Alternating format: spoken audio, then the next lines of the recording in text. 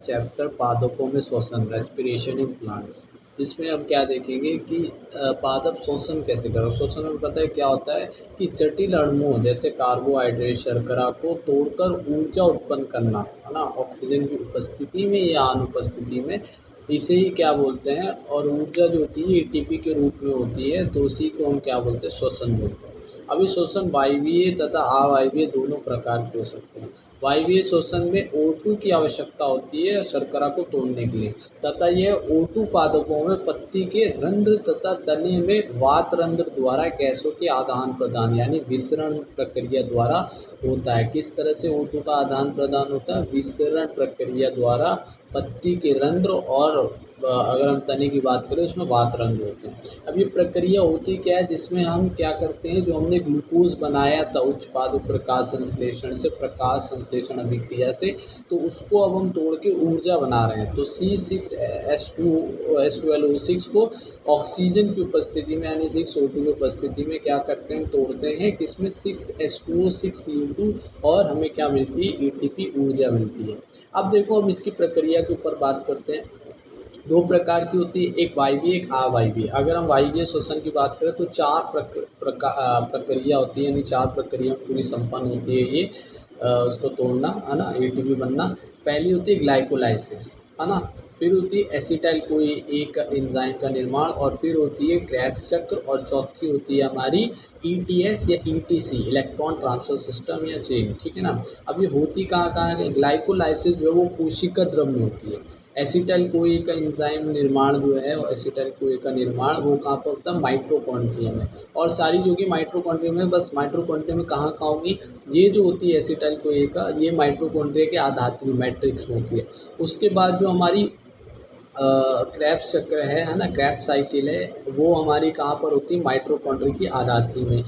फिर उसके बाद लेकिन जो लास्ट ईटीएस है वो कहाँ होती है? क्रेब्स जो माइटोकॉन्ड्रिया है उसकी क्रिस्टी में होती है। ठीक है ना, जो बल्ले वाली अंतरा झिल्ली होती है क्रिस्टी में होता है ईटीएस। अब हम देखेंगे ग्लाइकोलाइसिस पहली प्रक्रिया है क्या। देखो इसे ईएमपी पाथवे बोलते हैं। क्यों? क्योंकि इसे 3 वैज्ञानिक ने मिलकर खोजा था एम्बडन, मेयरहॉफ और हमारे कौन है, क्या नाम है, पारनास। तो इन तीनों वैज्ञानिक ने खोजा था, और ये एक पाथ की तरह है, तो इसीलिए इसको ईएमपी पाथवे बोलते हैं।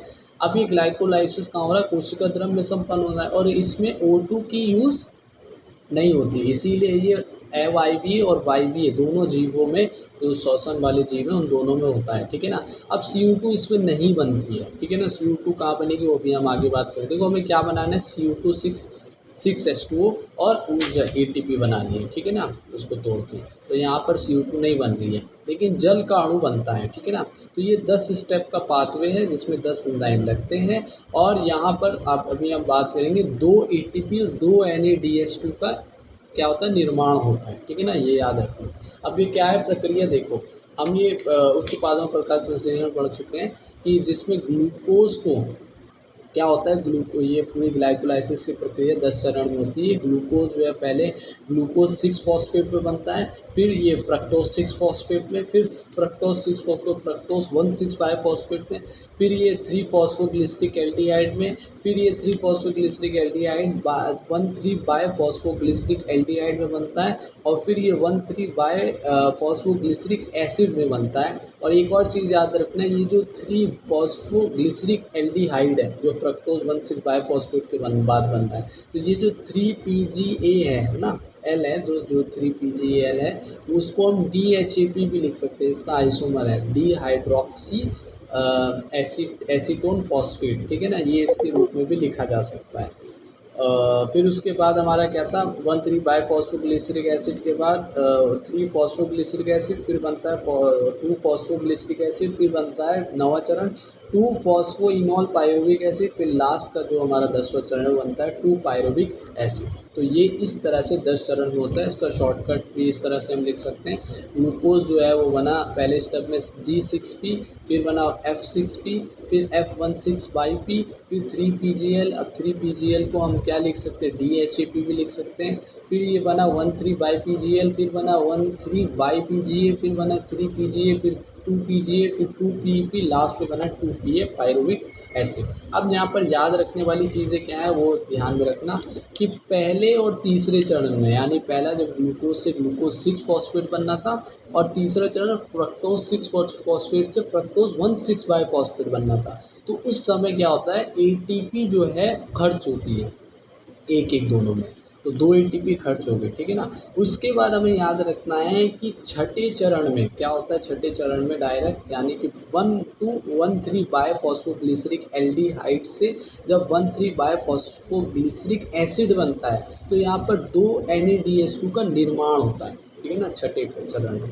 अब सातवें चरण में क्या होता है कि जब 1,3 बाय फॉस्फोग्लिसरिक एसिड से 3 फॉस्फोग्लिसरिक एसिड बनता है, ठीक है ना, तो यहाँ पर 2 ATP का निर्माण होता है। और इसी तरह 10वें चरण में जब 2PP, या हम कह सकते हैं 2 फॉस्फोइनोल पायरुविक एसिड से जब 2 पायरुविक एसिड 2PA बनता है तो वहाँ पर भी 2 ATP का निर्माण होता है। यानी कि सातवें और 10वें चरण में क्या होता है, ATP का निर्माण होता है, छठे चरण में NADH2 का निर्माण होता है, और लास्ट में जो हमारा नवा चरण है यानी 2 फॉस्फोग्लिसरिक एसिड से 2 फॉस्फोइनोल पायरुविक एसिड है ना, 2PGA से 2PP बनता है, तो उसमें एक जल का अणु बनता है, ठीक है ना।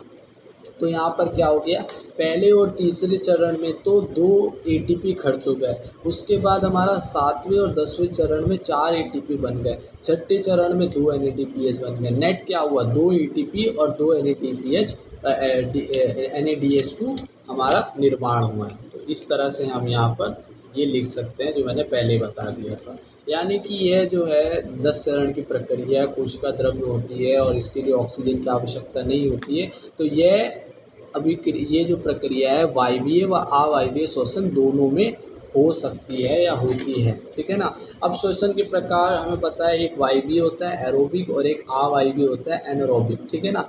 तो सबसे पहले हम अवायवीय देख लेते हैं, ठीक है ना। देखो अवायवीय जो होती है वो प्रोकैरियोटिक कोशिका में होते हैं, जहाँ पर ऑक्सीजन नहीं मिलती है उनको, ठीक है ना। हमारे अंदर भी होते हैं, मांसपेशियों में होते हैं और RBC में होता है, ठीक है ना। ये जो हमारी क्या है अवायवीय रेस्पिरेशन है, एनारोबिक रेस्पिरेशन है, और ये किण्वन प्रक्रिया में भी होती है, फर्मेंटेशन उसे बोलते हैं, ठीक है ना। अब देखो भाई, जब यहाँ पर ग्लाइकोलाइसिस हो जाती है और उसके बाद जो भी इसके चरण होते हैं अवायवीय के, तो उसके बाद 2 तरह के क्या बनते हैं इसमें, ग्लूकोज से हमारे पदार्थ बनती हैं, ठीक है ना। कौन कौन सा, एक लैक्टिक एसिड बनता है और एक एथेनॉल, और उसके साथ कार्बन डाइऑक्साइड बनती है। तो 2 उससे ग्लूकोज से बनते हैं, ऐसी एक लैक्टिक एसिड जो पदार्थ है और एक एथेनॉल, ठीक है ना।